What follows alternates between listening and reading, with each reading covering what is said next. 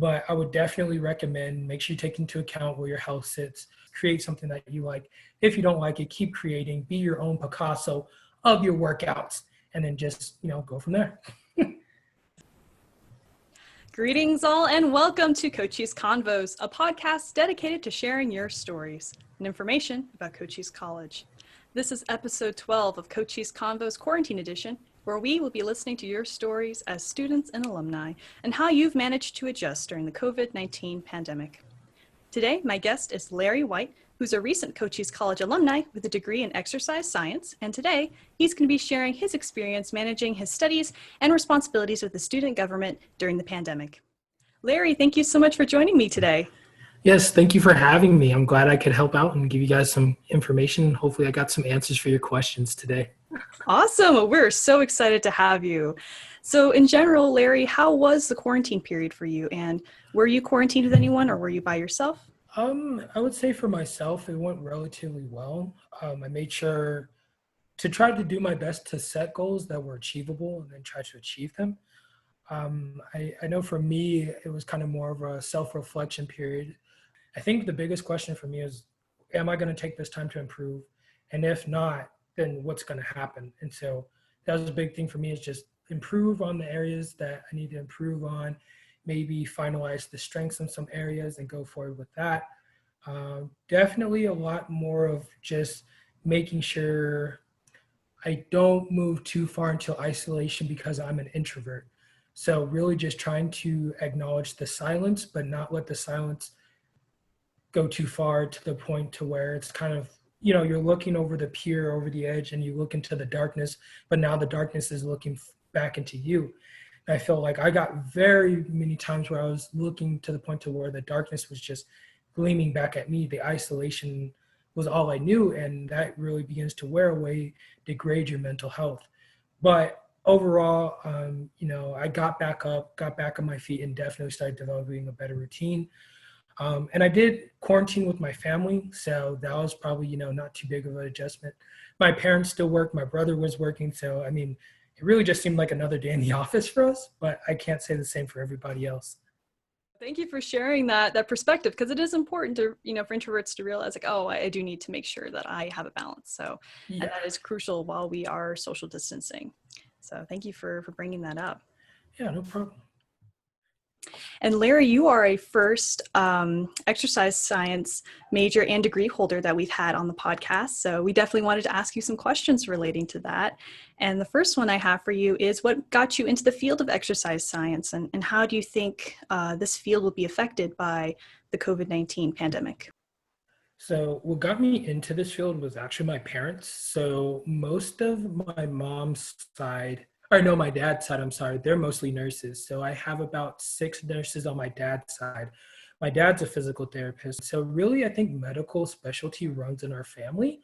I don't know if that's just how it is. It just runs in the blood. But I just kind of like the idea of being able to be more solution driven and actually see results. So when I was younger, a lot of the times I actually had the liberty of going with my dad to the different patients that he would visit, because he's a travel physical therapist, and I would be able to see like the results of people being able to get the treatment that they needed.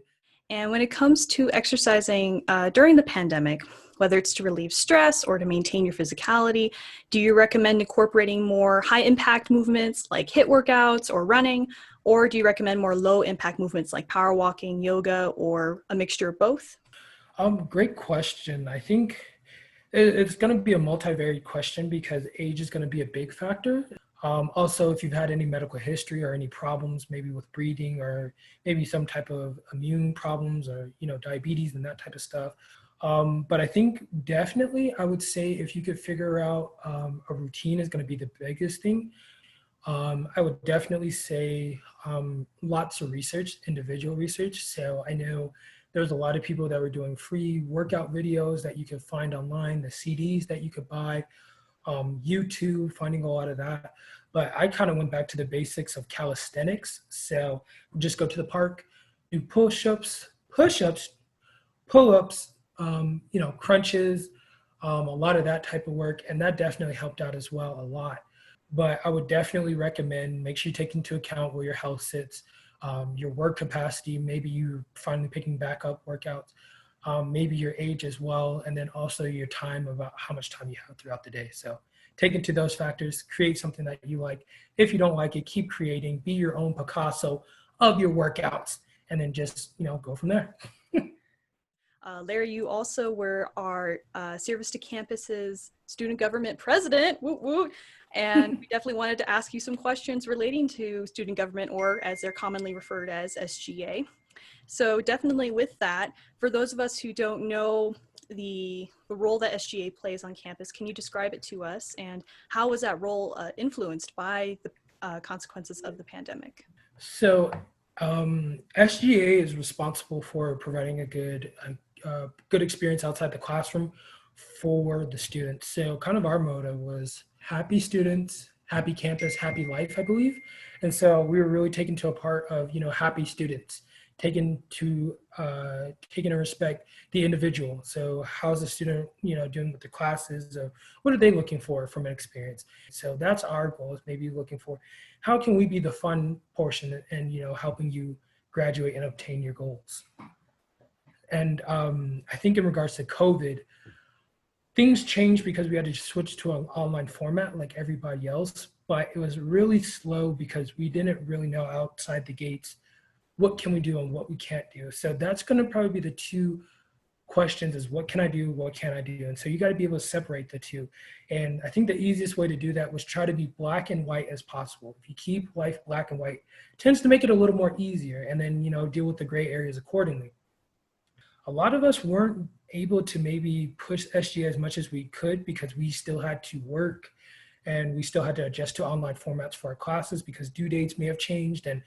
And so now the game to be played becomes do more with less. What you can do is probably use a lot of the free resources or online resources that are very open. So one of those was Zoom. We were able to Zoom, for instance, we did a digital bingo. So that was really fun. And also in that meeting, we were able to get Dr. Hall, the Dean of Student Success, to talk to us about updates about the college, what the college is doing, and how much they're doing to try to take care of the students. So that was really, interesting. And so I think that a lot of students had a lot of questions answered. We recorded the video and people could still watch it at any leisure that we had. And we didn't want to forget the clubs, because the clubs are often, those are the student interests, and they push those interests to perfection, discovery. They just take it as far as they can. And so what we realized is, like, why not just do an online award show? And that's what we did. So we did an online award show, gave out awards to students that deserved them, and still gave recognition and credit as it was due. So that was really great. And that's really how we adjusted. You have to analyze, assess, develop a plan, go forward, reanalyze, and do so. And I think we did the best with what we had. We definitely did the best with what we have. And Larry, you also mentioned in your bio that you love to bake. And can you share a little bit of how you got into baking and what your favorite things are to make? Sure. So see, I baked a lot in high school because we had a culinary arts program, and so I was able to get my culinary arts certificate.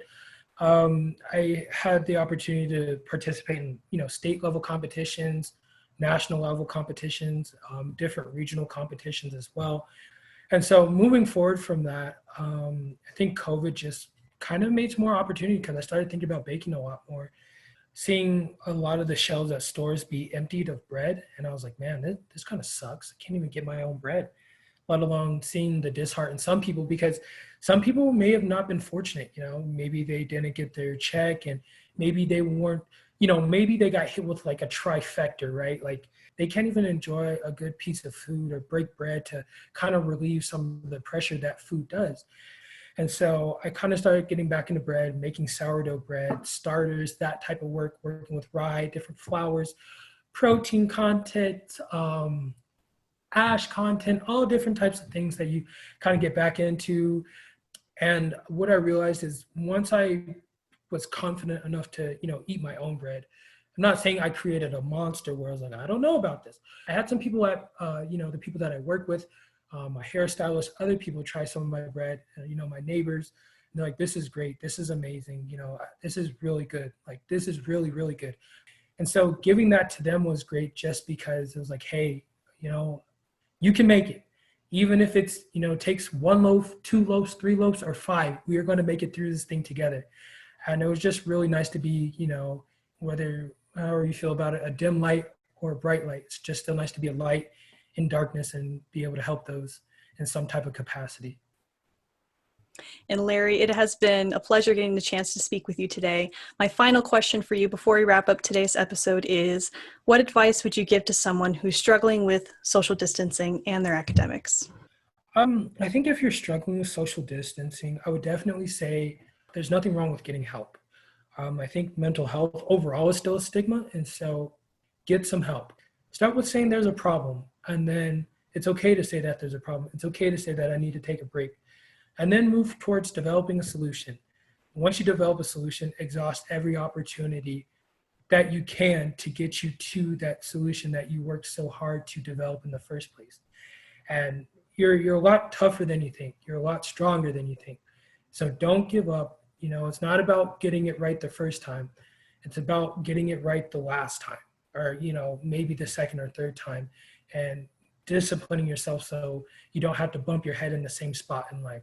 But for anybody that's watching this, you're going to make it. Trust me, we're all going to make it. And stay tough, take time apart to enjoy your silence, develop a meaning in every moment, and let those meaningful moments stack up. And if you have to look back at those meaningful moments, drive through, you're going to make it. You'll have the strength, and you're going to keep developing the strength. You can make it. That's so true. And thank you for sharing that, Larry. And Larry, it has been wonderful getting the chance to talk to you today. Thank you so much for joining us on the podcast. And thank you all for watching and listening along with us. If you like what you hear, please be sure to like, comment, and subscribe below, and click the little bell icon to enable post notifications so you get a notification every time that we post. Thank you again, Larry, and have a great day, everyone. See you later, Gators.